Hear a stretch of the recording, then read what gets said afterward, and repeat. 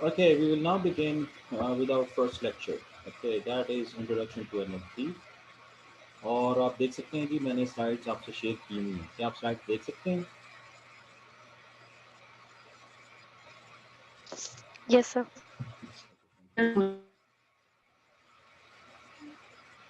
Alright जी। On the left hand side एक आपको एक इमेज नज़र आ रहा है जिसके अंदर डिफरेंट वर्ड्स हैं और उसमें कुछ वर्ड्स का साइज़ लार्ज है, कुछ वर्ड्स जो हैं वो उससे कम लार्ज हैं, कुछ बहुत ही कम हैं। कोई आइडिया है कि ये जो लेफ्ट साइड पे क्या चीज़ है? ये आपने बहुत सारी जगह पे देखी होगी।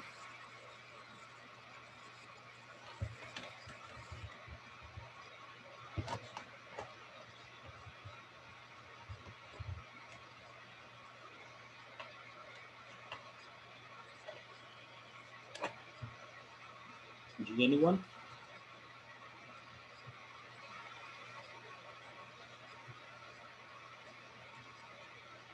Okay. So this is kind of a graph या और a picture जो हमें बता रही है कि जी कुछ वर्ड जो हैं लेट्स से किसी टेक्स्ट का एनालिसिस किया गया है, कुछ वर्ड जो हैं बहुत ज़्यादा फ्रीक्वेंसी में इसमें रिपीट हो रहे हैं, यानी कुछ ज़्यादा रिपीट हो रहे हैं। जैसे प्रोबेबिलिटी का वर्ड आप देख सकते हैं, बहुत लार्ज है यहाँ पर एल्गोरिदम वर्ड्स। और उसके बाद जो वर्ड्स हैं वो रिलेटिवली छोटे, उससे छोटे साइज़ के हैं, जैसे ग्रामर, मॉडल, स्टेट, लैंग्वेज, फिर उससे और कम है। तो ये फ्रीक्वेंसी के हिसाब से उनकी जो है वो वर्ड्स को यहाँ पर लिखा गया है। तो एक विजुअल काइंड ऑफ एक इंफॉर्मेशन मिल रही है कि एक अगर टेक्स्ट है, कुछ कोई मे बी कोई आर्टिकल है, कोई कोई कोई पेपर है, कोई रिपोर्ट है, कोई वेब पेज है, उस पे जो वर्ड्स जो लिखे हुए हैं, जो टेक्स्ट लिखा हुआ उसके अंदर से कौन सी चीज़ जो है वो ज़्यादा रिपीट हो रही है, कौन सी चीज़ जो रिलेटिवली कम रिपीट हो रही है। वो बहुत जिनका साइज़ बहुत कम है यहाँ पर वर्ड्स में, ज़ाहिर है वो वर्ड्स प्रॉबली बहुत मे बी वंस या ट्वाइस रिपीट हो रहे हैं।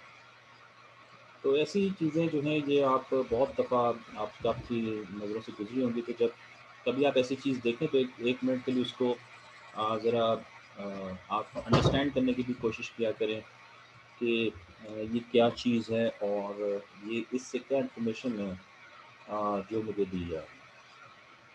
ओके, द फर्स्ट लेक्चर जो आज का है वो इंट्रोडक्शन है जी हमारा। हम देखने की कोशिश करेंगे कि एनएलपी इन इटसेल्फ है क्या। नेचुरल लैंग्वेज प्रोसेसिंग है जी एनएलपी। ये नेचुरल, ये लैंग्वेज, ये प्रोसेसिंग, तीन वर्ड्स हैं जी। नेचुरल लैंग्वेज उस लैंग्वेज को कहते हैं जो नॉर्मली हम अपनी स्पीच के तौर पे, राइटिंग के तौर पे यूज़ करते हैं, जैसे उर्दू, इंग्लिश, अरबिक, ये सारी जो है ये नेचुरल लैंग्वेजेस हैं। अच्छा, वो लैंग्वेज जो कंप्यूटर में यूज़ की जाती हैं, जैसे प्रोग्रामिंग लैंग्वेजेस हैं, वो आर्टिफिशियल लैंग्वेजेस हैं।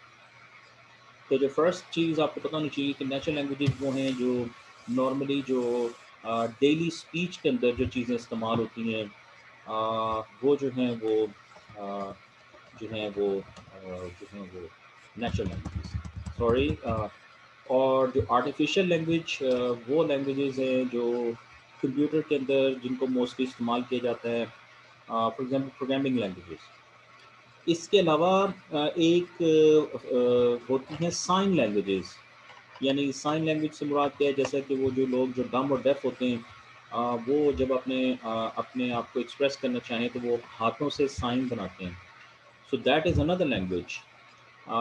वो अब लैंग्वेज नेचुरल नहीं है और वो भी आर्टिफिशियल लैंग्वेज में जाएगी, बिकॉज वो जो सिंबल्स हैं वो किसी ना किसी ने बैठ के क्रिएट किए हुए हैं कि यूँ हाथों से यूँ जेस्चर देंगे तो ये वाला सिंबल रिप्रेजेंट होगा। तो वो भी अगेन जो है वो आर्टिफिशियल लैंग्वेज में जाती है। इसी तरह जो मैथ्स जब हम लिखते हैं मैथ्स को, तो मैथ लिखने के दौरान जो लैंग्वेज यूज़ होती है, वेरिएबल को लिखना और उसको कोई वैल्यू साइन करनी और कोई लूप को वहाँ बनाना या कोई लेस देन का रिलेशनशिप आइडेंटिफाई करना, ये तमाम लैंग्वेज अगेन वो जो लैंग्वेज है वो मैथमेटिक्स की ज़ुबान है, मैथमेटिकल रिलेशनशिप्स को शो करती है। Then again that is an again an example of artificial language. तो नेचुरली जो अकरिंग लैंग्वेजेस हैं वो हैं जिनसे लोग आपस में बातचीत करते हैं। तो नेचुरल लैंग्वेज प्रोसेसिंग में ज़ाहिर है हम ऐसी लैंग्वेजेस को प्रोसेस करते हैं जो नेचुरल हैं। हम आर्टिफिशियल लैंग्वेजेस को की प्रोसेसिंग की बात नहीं कर रहे हैं। ठीक है जी। द फर्स्ट पॉइंट जी, any questions here?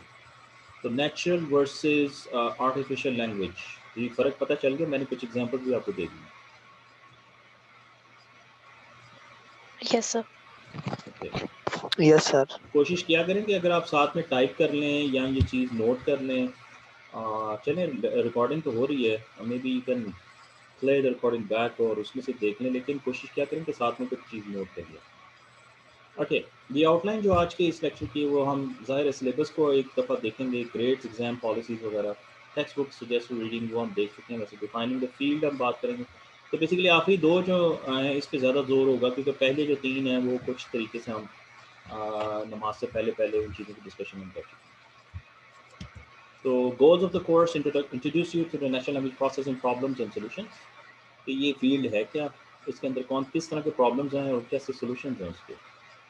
And for example मैं आपको एक रियल एग्जांपल दे सकता हूँ कि जो मैकडोनल्ड्स है, ये गुजरांवाला में भी ओपन हुआ है। कोई आइडिया है कि कब ओपन हुआ था मैकडोनल्ड्स?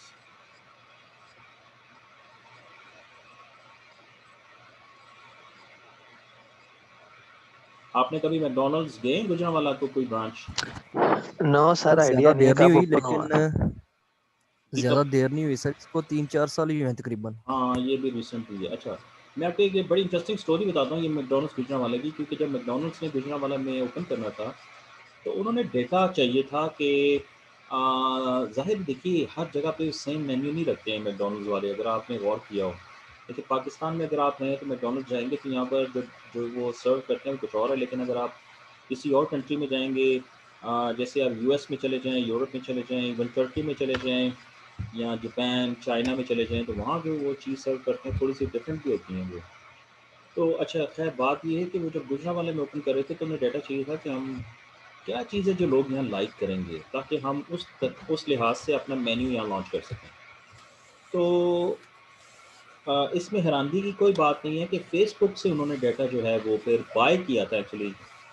और आप ये जो फेसबुक यूज़ करते हैं और वहाँ पर आप टाइप करते हैं कि मुझे ये चीज़ लाइक करनी है, मुझे ये चीज़ अच्छी नहीं लगती है, आप हर चीज़ पे अपने कमेंट देते हैं, तो फेसबुक जनाब इसको रिकॉर्ड कर रहा है। और वो बिल आखिर फेसबुक ने डाटा दिया है कि इस इतनी एज ग्रुप के जो लेट से 18 साल से लेके 22 साल का जो ग्रुप है ये इस तरह की चीज़ें लाइक करता है, और 22 साल से लेके लेट से 26 साल का ग्रुप है वो ये वाली चीज़ें। तो इन तमाम चीज़ों की या इस इंफॉर्मेशन के बाद उन्होंने जनाब जो है मैकडोनल्ड्स पाकिस्तान गुजरांवाला जो है वो लॉन्च किया। तो अब ये NLP कहाँ से आ गई इसमें, मैंने क्यों एग्जांपल दी है? जब आप कोई चीज़ टाइप करते हो या जब आप किसी लाइक को क्लिक करते हो, तो वो भी किसी न किसी जगह रिकॉर्ड हो रहा है, और जब आप लाइक को क्लिक करते हो तो वो लाइक भी टेक्स्ट की फॉर्म में ही कहीं ना कहीं यस नो के केस में मे बी कोई स्टोर हो रही है कोई चीज़। तो अल्टीमेटली जो आप टाइप कर रहे होते हो वो भी टेक्स्ट है।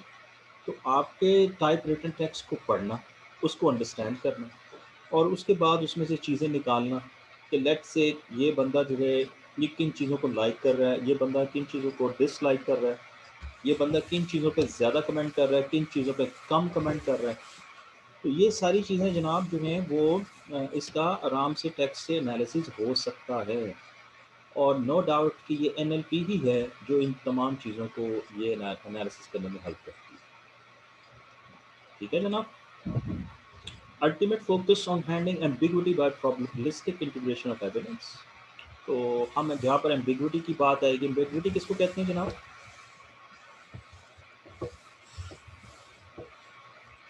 Ambiguous, ambiguity, doubt. डाउट को, एग्जैक्टली। जब कहीं डाउट होगा, जब कहीं हमारे पास एक ऐसी स्टेज आएगी कि हम मल्टीपल लेट से वहाँ से ऑप्शंस निकल रही होंगी, तो हमने चूज़ करनी है प्रॉबेबली द बेस्ट ऑप्शन। तो वहाँ पर फिर हम प्रोबेबिलिटी का इस्तेमाल करते हैं, क्योंकि प्रोबेबिलिटी बड़ी ज़बरदस्त चीज़ है।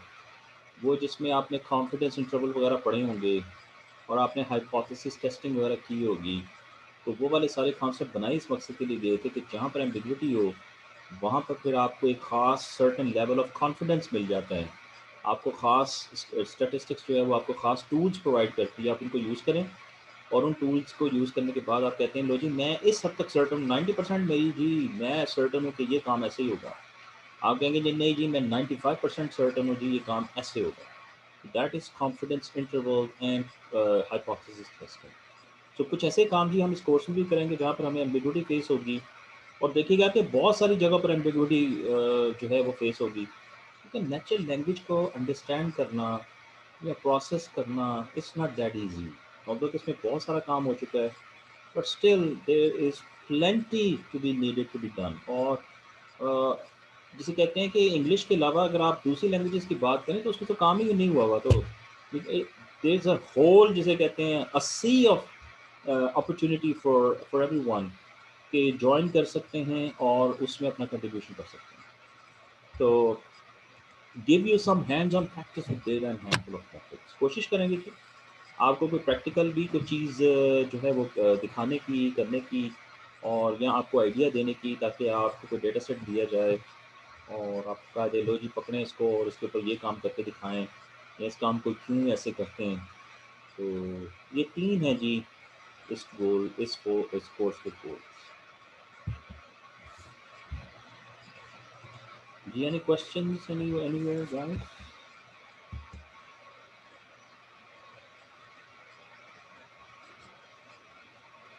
ओके, टेक्स्ट बुक मैं बेटा बता चुका हूँ आपको। ये जो है ये सेकंड एडिशन का टाइटल है जी यहाँ पर।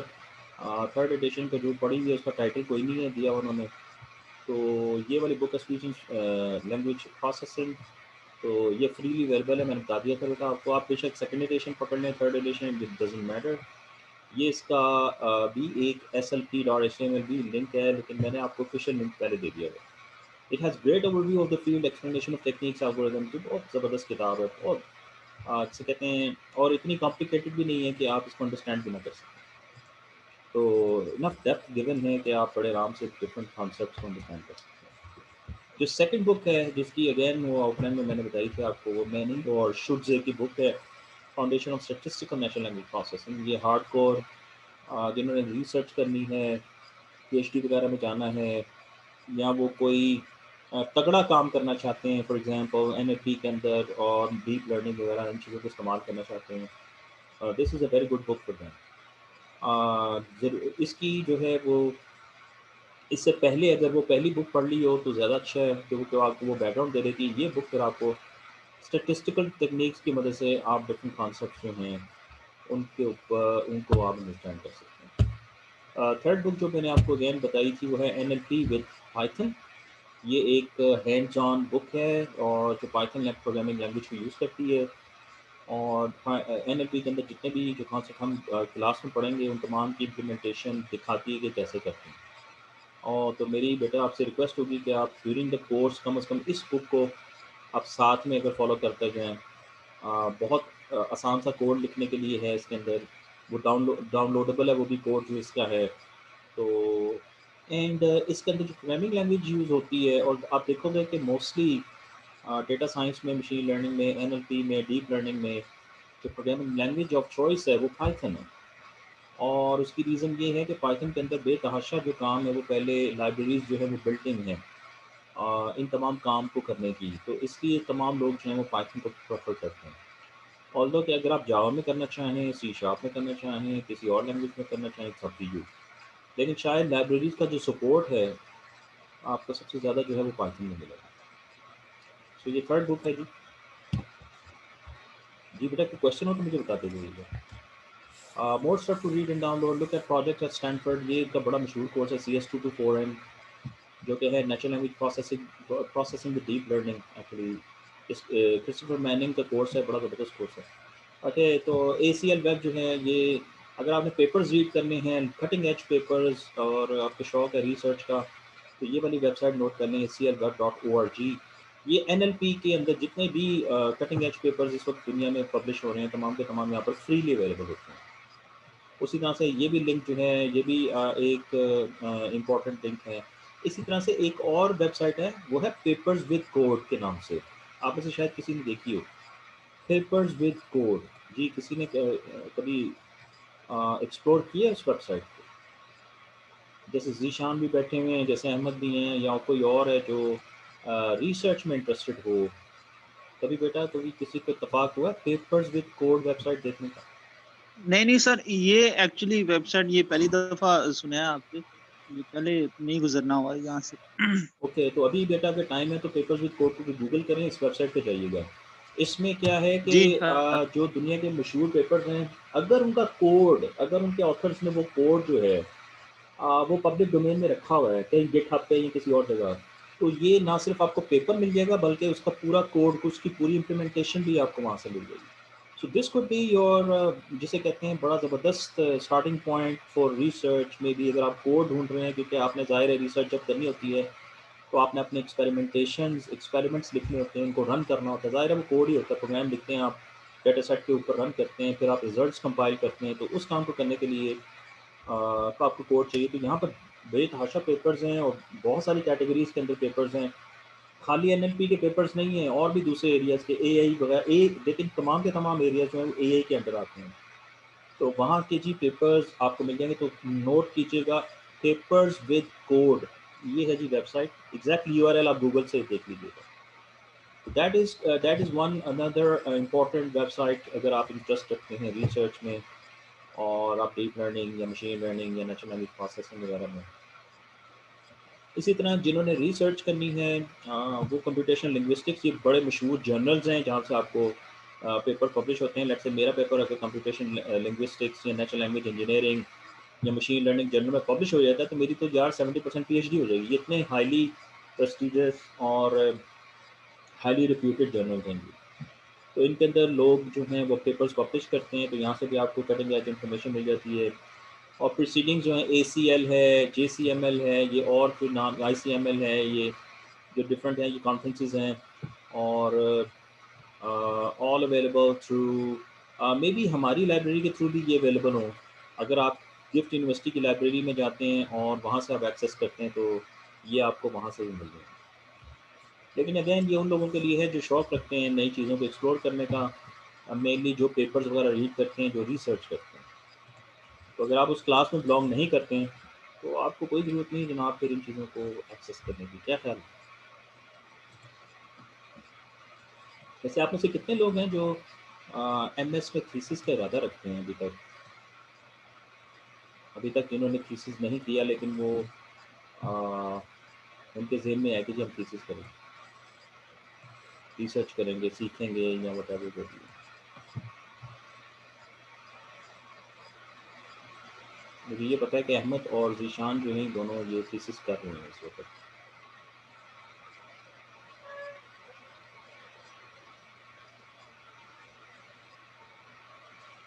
जी, कोई और नहीं है जी जिसको इंटरेस्ट हो पढ़ने पढ़ाने से, पढ़ने या लिखने से? अच्छा, चलें ठीक। वैसे कुछ बच्चे हैं थीसिस और प्रोजेक्ट्स वगैरह में, शायद वो इस कोर्स में इनरोल्ड नहीं है या लेट इनरोलमेंट में। ओके, चलें ठीक है। चलें हम आगे बढ़ते हैं जी। प्रोग्रामिंग, यस बेटा, सीधी सीधी बात है, अगर आपने इवन रिसर्च भी करनी है और आप CS डोमेन में हैं किसी भी एरिया में, तो आपको किसी न किसी हवाले से प्रोग्रामिंग ज़रूर करनी पड़ेगी। बिकॉज आपने जो आइडिया होगा जिस पे काम करना है, और उस आइडिया को आपने पेपर की शक्ल में या थीसिस की शक्ल में आपने सबमिट करवाना है, तो उसमें जो आपने जो मेन अपना मॉडल बनाया होगा, आपने उसको फिर प्रोग्रामिंग लैंग्वेज के थ्रू आपने रन करना है किसी चीज़ के ऊपर, उससे रिजल्ट्स लेने हैं। तो प्रोग्रामिंग जो है वो किसी न किसी हवाले से आपकी बहुत बहुत जिसे कहते हैं यूज़फुल टूल होगा, जब आप जिसे कहते हैं हायर डिग्री रिसर्च MS में या PhD में आप इनरोल होंगे। तो पाइथन जो है वो इसमें दिए हुए हिस्टोरिकली पॉपुलर लैंग्वेजेस जो हैं वो प्रोलॉग प्रोलॉग जो है वो भी यूज़ होती है, मगर this is very hard to learn. मैंने थोड़ी बहुत यूज़ की थी, मुझे तो बड़ी अजीब सी लैंग्वेज लगी थी। पर्ल भी है, लेकिन ये बड़ी अजीब सी लैंग्वेज है, इसका सिंटैक्स ही बड़ा अजीब-ओ-गरीब है।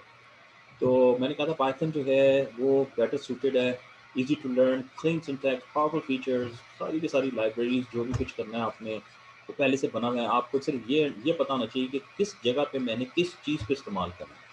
उसे आपने इंपोर्ट करना है और उसके बाद आपने बस 1-2 लाइनें लिखनी है, दैट्स इट, आपका काम हो जाएगा। Becoming increasingly popular in comp linguistics, extensive tutorials, complaint support, toolkits, data, etc. So कहने का मतलब ये है कि अगर आपने NLP के फील्ड में कुछ काम करना है तो NLP जो Python प्रोग्रामिंग लैंग्वेज है that is the programming language to use. First half में जी हम लैंग्वेज स्ट्रक्चर्स कंप्यूटेशन के बारे में देखेंगे। बेसिकली मैंने बता दिया था आपको कि फर्स्ट और सेकंड हाफ तकरीबन हमारा जो है वो टेक्स्ट की बात करेगा, टेक्स्ट की डिफरेंट प्रोसेसिंग टेक्निक्स की हम बात करेंगे। Foundation of probability information theory की भी होगी, मैं थोड़ा सा आपको बैकग्राउंड दे दूंगा ताकि आप जब प्रोबेबिलिटी इस्तेमाल करें तो आपको प्रॉब्लम ना हो। And language models, language prediction, spam filtering की बात होगी, collocation, word clustering, word sense disambiguation. Word sense disambiguation से मुराद क्या होती है कि एक वर्ड आया है जैसे DUC के डक है, एक वर्ड है इंग्लिश का डक, DUC के, इसका मतलब क्या होता है?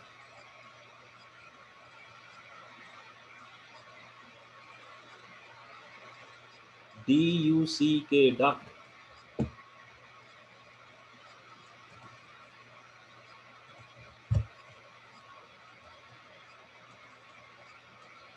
जी डक का क्या मीनिंग है जनाब? बेटा मेरी बात सुन रहे हैं?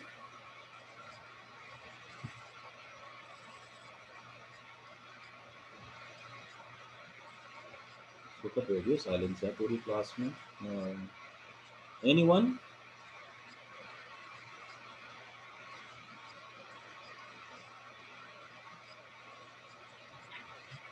जी सर। अच्छा बेटा मैंने पूछा कि पता है इसका मतलब सर? DUC के क्या होता बत्तख है सर इसका मतलब। है जी? बत्तख। ओके, आप एक बर्ड की बात कर रहे हो, बता और क्या मतलब होता है? कोई और मतलब है सर इसका? सर ये क्रिकेट में यूज होता है जब कोई प्लेयर जीरो पे आउट होता है ना, तो उस पे भी वो कहते हैं गॉन फॉर डक। अच्छा, लेकिन डक चले वो तो ऑस्ट्रेलियन ने एक टर्म बनाई हुई है ना, ऑस्ट्रेलियन वो क्या कहते हैं, आप कहेंगे स्लैंग है, तो वो जो जीरो पे आउट यस। होता है उसको कहते हैं डक, लेकिन इसका एक इंग्लिश में मतलब भी है, एक और मीनिंग भी है डक। आपने देखा जब क्रिकेट में जो बाउंसर मारा जाता है, बाउंस किया जाता है किसी प्लेयर को, वो कोई बॉलर कराता है तो कहता है यार उसने डक कर लिया बॉल से, ही डक अंडर द बॉल, इसका क्या मतलब होता है? यार झुक जाना, झुकने को भी डक कहते हैं। नाउ द डक का वर्ड जो है इसके दो मीनिंग हैं। अगर ये किसी सेंटेंस में किसी जगह इस्तेमाल हो रहा है तो पता होना चाहिए कि वहाँ पर बर्ड की बात हो रही है कि या वो लीन डाउन, लीन डाउन कह देता हूँ मैं, चलो लीन डाउन के नीचे नीचे झुकना, कि या इसका मतलब है या इसका मतलब है। तो basically this is a big question mark. तो हम तो जब हमने इंग्लिश पढ़ना सीखी या हमें पढ़ाई गई तो हमें वर्ड का सेंटेंस का स्ट्रक्चर जो है वो वक्त के साथ साथ समझाया गया, कौन सा वर्ड पहले है कौन सा वर्ड बाद में है, तो फिर इकट्ठे जब उन वर्ड्स को यूज़ करते हैं तो वो आपस में मिलकर उन वर्ड्स का मीनिंग क्या बनता है। तो ये तो वक्त के साथ साथ हमें देखा, मशीन के अंदर ये टेक्स्ट है उसको प्रोसेस किया, उसमें डक का वर्ड है, तो कैसे पता चलेगा ये बर्ड का मीनिंग है या लीन डाउन का मतलब है। तो दिस इज़ वन क्लासिकल, मैंने बताया एग्जांपल है जिसको कहते हैं जी वर्ड सेंस डिसएम्बिगुएशन। डिसएम्बिगुएशन कहते हैं किसी चीज़ का मीनिंग क्लैरिफाई करना, उसमें अगर कोई एम्बिगुइटी है उस एम्बिगुइटी को दूर करना। सो वर्ड सेंस डिसएम्बिगुएशन बहुत इंपॉर्टेंट कॉन्सेप्ट है, बहुत इंपॉर्टेंट जिसे कहते हैं एप्लीकेशन है NLP। तो वो भी जो पूरे का पूरा फील्ड है उस वो भी इसके अंदर है। अभी हमारे एक सीनियर कोलीग ने अपनी कॉमसर्च से PhD कंप्लीट की है, डिफेंस है, और उनका जो काम था वो वर्ड सेंस डिसएम्बिगुएशन में। उसके बाद जी model models and machine learning, और स्पेशली हम इसे यूज़ करेंगे पार्ट ऑफ स्पीच टैगिंग के ऊपर। POS टैगिंग जो होती है वो ये होती है कि जी के लेट्स सपोज हमारे पास वर्ड्स हैं और हमने वर्ड को टैग करना है, लो जी ये वर्ब है कोई, लो जी ये कहीं नाउन है। आई होप इन वर्ड से तो आप फेमिलियर होंगे ना, वर्ब होता है, नाउन होता है, लो जी, लो जी एडजेक्टिव है। इन चीज़ों का तो मतलब पता है ना आपको, कि भी नहीं पता कि वर्ड क्या होते हैं? जी हम्म, जी सर जी सर पता पता है। है। ओके जी, पता है, चलो पता लग जाएगा जी, मुझे भी पता चल जाएगा, आपको माशाल्लाह। तो खैर पार्ट ऑफ स्पीच टैगिंग क्या होती है कि वर्ड को देखना और ये बताना कि ये वर्ड इस वक्त किस क्लास में बिलोंग करता है, किस कैटेगरी में बिलोंग करता है, क्या ये एक वर्ब है, क्या ये नाउन है, क्या ये एडजेक्टिव है, क्या ये कुछ और है, क्या प्रोनाउन है, क्या कुछ और है। तो उसको कहते हैं बेटा पार्ट ऑफ स्पीच टैगिंग। और पार्ट ऑफ स्पीच टैगिंग को यूज़ करने के लिए मोस्टली जो है वो मार्कअप मॉडल्स या प्रोबेबिलिस्टिक मार्कअप मॉडल्स हैं ये। अगेन जो प्रायर प्रोबेबिलिटी, कंडीशन प्रोबेबिलिटी और प्रायर प्रोबेबिलिटी की बेसिस पर डिपेंड डिपेंड करते हैं। और हम इनको इस्तेमाल करना भी सीखेंगे इस कोर्स के अंदर। एंड इसमें लिखा हुआ है मॉडर्न पार्सिंग टेक्निक्स। ये शायद हम ये बिग क्वेश्चन मार्क है कि क्या हम पार्सिंग पे जाएं या ना जाएं, तो ये वक्त बताएगा, तो आउटलाइन में मैंने ये मेंशन नहीं किया हुआ। सो information extraction, semantics and question answering, इसके ऊपर इनमें से कुछ चीज़ों को हम जरूर टच करेंगे।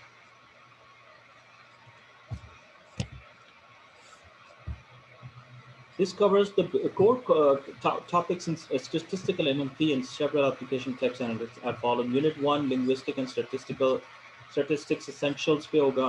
Unit 2 basic text processing होगी। 3 ज़रूरी नहीं हम इस तरतीब से करें, लेकिन ये कुछ यूनिट्स हैं या फंडामेंटल कॉन्सेप्ट्स हैं जिनको हम देखेंगे इस कोर्स के अंदर। एडिट डिस्टेंस है, text similarity, spelling correction, noisy channel है, लैंग्वेज मॉडल्स हैं, हिडन मार्कअप मॉडल्स हैं POS टैगिंग के लिए, प्रोबेबिलिस्टिक ग्रामर एंड पार्सिंग ये मोस्ट प्रोबेबली नहीं होगा। स्टैटिस्टिकल मशीन लर्निंग कुछ कुछ काम होगा, कुछ काम। Text classification and clustering yes होगा। Semantic structures and parsing most probably no. And name identity and relation extraction yes. Web search and question answering yes. Topic opinion mining sentiment analysis yes. तो कुछ इसमें मेरा नहीं ख्याल ये चीज़ें count होंगी, लेकिन मे भी अगर हमें टाइम मिल गया तो इंशाल्लाह हम इन चीज़ों को भी देख सकते हैं। तो ये है जी ब्रॉडली स्पीकिंग इसमें जो कोर्स में चीज़ें आएंगी। अभी कुछ बहुत सारी ज़ाहिर नेम्स हैं, नए हैं आपके लिए, लेकिन जैसे जैसे आप इन चीज़ों को एक्सप्लोर करते जाओगे तो you find that these things are actually very easy to understand and use. मुश्किल मुश्किल में भी नाम हो, लेकिन असल में चीज़ जो है वो बहुत आसान है। Okay, so there will be quizzes, assignments, ये तो वो स्टैंडर्ड जो भी चलता है। हाँ, this is something which is very interesting. अगर आपका मिड और फाइनल ना हुआ, खुदा न खास्ता कि हम कैंपस ज्वाइन ना कर सके किसी वजह से, देन आपके जहन में होना चाहिए जी उसका अल्टरनेटिव। तो उसका फिर अल्टरनेटिव जो है वो एक प्रोजेक्ट ज़रूर होगा जिसका कुछ पार्ट जो है वो कोड पे भी बेस करेगा और उसका कुछ पार्ट जो है वो ज़ाहिर है राइटिंग पे भी बेस करेगा। आपने एक रिपोर्ट जो है वो भी बना के देनी होगी उस जो भी आपने काम किया होगा, तो मोस्ट प्रॉब्लली वो भी याद हो जाएगा। एग्ज़ाम्स इसमें मेंशन्ड है जी, मिड एंड फाइनल। तो लेट मिसेस क्विज मैं आपको पहले बता चुका हूँ कि इसमें क्विज़ के अंदर लेट की तो थोड़ा बहुत टाइम की गुंजाइश होगी, और लेकिन अगर आप उस टाइम को क्रॉस कर जाते हो तो परहैप्स वो फिर पेनल्टी आपको पड़ेगी, तो एक्सेप्ट नहीं होगा। लेकिन अगर आप होमवर्क से मुराद ये वो जो टास्क हैं या कोई असाइनमेंट अगर आप वो लेट जमा कराते हो तो हम ये आपको फेवर देंगे कि वो अगेन एक लिमिट तक, लेट का एक टाइम की एक लिमिट देंगे। अगर आप उस लिमिट तक दे देते हो तो वो हम एक्सेप्ट कर लेंगे, लेकिन पेनल्टी के साथ, ताकि आपको ये ना हो कि आपको उसमें भी वो जो है वो प्रॉब्लम है। ओके, सो यहाँ पर नोट कीजिएगा, there is a point given here which is kind of very important कि intellectual integrity, you may discuss your work with anyone but your work should be your own. ये बहुत important चीज़ है और ये याद रखना चाहिए आपने, इसकी कोई जो है वो गुंजाइश नहीं होगी। आपने जो भी चीज़ सबमिट करवानी है, चाहे क्विज़ है, चाहे असाइनमेंट है, चाहे कुछ भी है, वो आपका अपना काम होना चाहिए जी। Any questions anyone?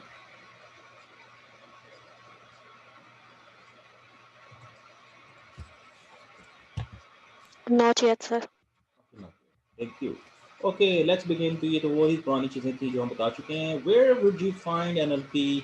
ये कुछ एग्जांपल्स यहाँ गिवन है या कुछ एरियाज गिवन है जहाँ पर आप एनएलपी को यूज़ कर सकते हो। So we have still have about 8 minutes in this meeting तो 8 मिनट के बाद प्लीज़ इसी लिंक पे दोबारा आप ज्वाइन कर लीजिएगा। रिमेंबर ये लेक्चर दोबारा रिपीट नहीं करूँगा मैं नेक्स्ट वीक, सो अगर किसी ने मिस किया है तो वो फिर ये रिकॉर्डिंग से प्लीज़ जो है वो गो थ्रू कर लें। Okay, automatically extracting meaning and structure from human language, text and speech, news, social media etcetera में से फॉर एग्जांपल लेट्स से एक पैराग्राफ दिया हुआ है, ठीक है, आप एक पैराग्राफ पढ़ते हो और आपको कहा जाता है जी कि ये जो पैराग्राफ है उसकी आप 1 सेंटेंस समरी लिख दें। कर सकते हैं आप ये काम कि उस पूरे पैराग्राफ में मेन क्या बात की गई है, आपसे कहा जाए जी कि आप इसकी 1 सेंटेंस जस्ट एक 1 लाइनर समरी दे दें। कर देंगे जी?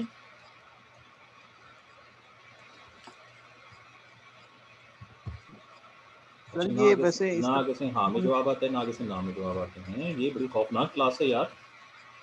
जी सर, ये कंपोजिशन 1 में ये एक्टिविटी हमने की थी, अच्छा, मगर 1 सेंटेंस का प्रॉमिस नहीं, बल्कि उसको शायद 2/3 में चेंज कर देते थे। ये एक्टिविटी हमने की हुई है चलो कंपो 1 मैं में। आपसे कहता हूँ कि जी 1 की बजाय आप लेट्स से पैराग्राफ जो नॉर्मली होता है ना वो 5 to 6 सेंटेंसेस के ऊपर होता है, ठीक है, let's say. Yes sir, yes तो मैं कहता हूँ चलो 5 से 6 को पकड़ो और 2 में, चलो 2 में चेंज करो। जी सर, कर ये लोगे? पॉसिबल है। ये हम जी सर, ये हम एक्टिविटी हमने कंपो 1 में की हुई है बीएस में। चलिए दैट्स गुड, थैंक यू जी।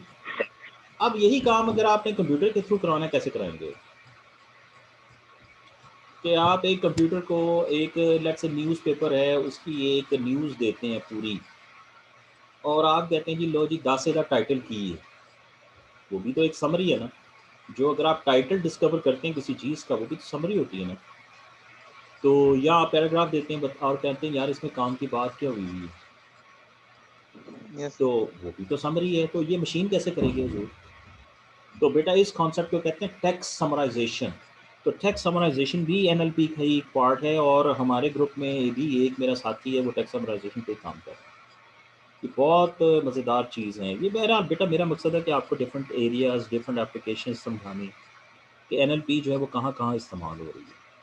अच्छा, सोशल नेटवर्क्स में बहुत ज़्यादा यूज़ होती है, वो कैसे? आपने जिन चीज़ों को लाइक किया अगली दफ़ा देखें, आप एक वेबसाइट पे जाते हैं, जैसे कोई भी एक किताबों की वेबसाइट है, कोई जैसे द्राज.com पे चले जाते हैं। आई थिंक द्राज.pk का तो सबको पता होगा। Yes, yes sir. सर। शुक्र है अल्लाह का यार, किसी जगह पे तो यस कहा है इन्होंने, हैं, मैं तो डर ही गया हूँ। ऑलराइट, तो द्राज.pk पे आप गए जनाब, आपने जाके आप किसी खास चीज़ में इंटरेस्ट, लेट्स से आप मोबाइल फ़ोन में इंटरेस्टेड हैं, और आपने जाके ना वहाँ पर दुनिया जहाँ के सारे मोबाइलों की सर्चेस की हैं, इंफॉर्मेशन पकड़ी। अगले दिन या दूसरे दिन या 3 दिन बाद दोबारा उसी वेबसाइट पे गए तो आप देखोगे कि वो आपको डिफरेंट मोबाइल ही सजेस्ट कर रहा होगा। क्या ख्याल है? जी सर। तो ये हम इसे कहते हैं रिकमेंडेशन करना। तो ये जो रिकमेंडेशन की जाती है किसी चीज़, किसी का इंटरेस्ट देख लिया, और इंटरेस्ट देखने के बाद उसको उससे इंटरेस्ट से मिलती जुलती चीज़ों को बताना कि जनाब आपके इंटरेस्ट के अंदर ये चीज़ लाया करेगी, मे बी आप इसमें इंटरेस्टेड हो, ये भी एक एनएलपी ही का ही एक एप्लीकेशन। अच्छा, जीनोम सीक्वेंसेस, ग्नोम तो नहीं कहते हैं, जीनोम सीक्वेंसेस। जीनोम क्या होता है, किसी को idea? What is a genome?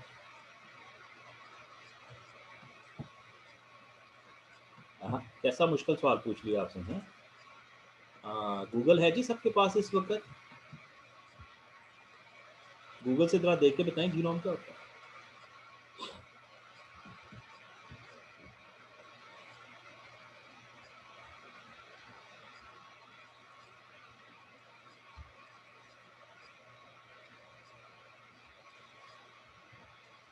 जी, कुछ मिला जी जीनोम के ऊपर?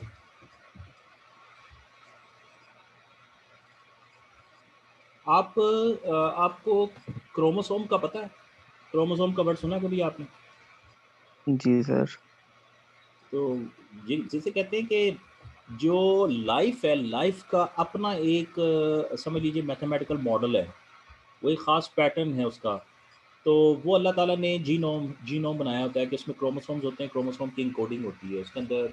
जितने भी वो पेयर्स होते हैं वो ए बी सी, पता नहीं डी पता नहीं होता है कि नहीं, मुझे भूल गया है, जी तक होता है ये काम जाता है, ई जी समथिंग लाइक दैट, ऐसे वर्ड इन्होंने लेटर्स दे दिए हैं और वो सीक्वेंस को उससे रिप्रेजेंट करते हैं। तो बेसिकली होता क्या है कि अब कोई भी जैसे ह्यूमन जीनोम जो है आप उसको भी टेक्स्ट में रिप्रेजेंट कर सकते हैं, यानी ह्यूमन बीइंग का जो बेसिक फार्मूला है यूँ समझें, उसको भी जीनोम के अंदर रिप्रेजेंट किया जा सकता है। और मेरे ख्याल में उसके लिए कम से कम 2-3 टेराबाइट की हार्ड ड्राइव की जगह चाहिए आपको, इतना बड़ा वो फार्मूला है जो ह्यूमन बीइंग का है।